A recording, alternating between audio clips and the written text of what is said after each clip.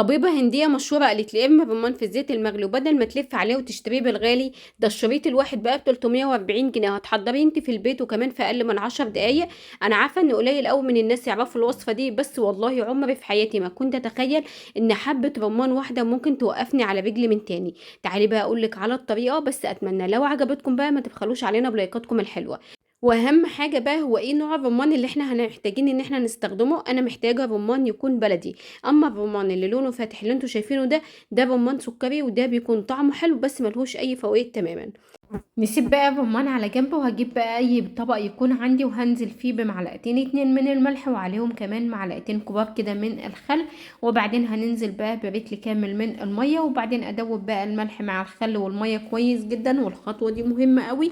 وبعدين هننزل بقى بالرمان اللي معانا بالشكل ده كده، زي ما اتفقنا ان احنا محتاجين الرمان البلدي. هسيبهم بقى كده لمدة دقيقتين اتنين بس، وعلى النار كده نار تكون وسط. وهحتاج لطاسة، والطاسة ديت انا هبدأ ان انا اسخنها لغاية ما يكون طالع منها يعني هبو سخن كده، ايدي مش هتستحمله. اول ما بيوصل للسخونة دي بطفي النار تماما، وركزوا معايا كويس قوي. وبعدين هنزل كده بمعلقتين اتنين بس من زيت الزيتون. طبعا لازم يكون زيت زيتون بكري يعني معصور عصر على البارد. وهنزل كده في زيت الزيتون بكوباية من عصير الرمان. زي ما انتوا شايفين بيكون ده شكله، ولازم يكون رمان زي ما اتفقنا لسه مفصصينه دلوقتي حالا. يعني ما ينفعش ان انا اكون مفصصه رمان وسايباه في التلاجة بقالي يوم او يومين او حتى ساعتين وابدا ان انا استخدمه، يبقى مش هيجيب معايا نتيجه. لان احنا عارفين ان الرمان فيه مضادات للأكسدة وبتفقد في خلال الساعات. قلبته كده لمدة 30 ثانية بس، وبعدين هجيب بقى برطمان. بس البرطمان بتاعي لازم أن يكون محكم. يعني ايه؟ يعني مقفول كويس جدا وليه غطا يقفله كويس. وبعدين هنزل بقى بالرمان اللي احنا ضفنا عليه، اللي احنا ضفناه على زيت الزيتون، ونصفيه كويس جدا. ولازم بقى يتعتق معانا. ويعني ايه يتعتق؟ يعني هو يستنى معانا مدة، يعني على الاقل لمده ليله كامله. يعني انا بحضر الوصفه دي من بالليل، هبدا ان انا اخد منها تاني يوم الصبح. بس طبعا الرمان اللي احنا بقى فصصناه مش هينفع ان احنا نرمي القشر، لان قشر الرمان ده كنز وكنز كبير جدا. ببدا ان انا اجيب قشره الرمان وببدا ان انا اخليها زي ما انتوا شايفين بالطريقه دي.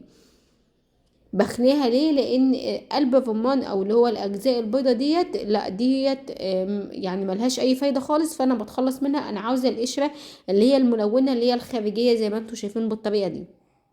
بعد ما خليت قشرة الرمان كلها، هنبدأ ان احنا نعمل حاجة من قشرة الرمان دي كنز فعلا، وهي منقوع قشرة الرمان. هجيب بقى طبق يكون كبير او بولة، وهبدأ انزل بقشرة الرمانة الكاملة. انا مفصصة الرمانة، وهبدأ ان انا اضيف عليها نص رتل من المية المغلية، واغطي عليها واسيبها لازم تتساب لمدة ساعة كاملة. تاني يوم بقى الصبح خلاص كده عتقنا الرمان بزيت الزيتون. تاني يوم الصبح باخد منه معلقتين، وعليه هضيف كده معلقة صغيرة من العسل النحل، واديه بقى تقليبة زي ما انتوا شايفين بالطريقة دي كده. تمام قوي كده. اللهم بارك، شايفين ما شاء الله ما شاء الله. نبدأ ناخدها بقى على الريق، ودي بقى بتنزل كده بتغسل كل الجسم من الدهون.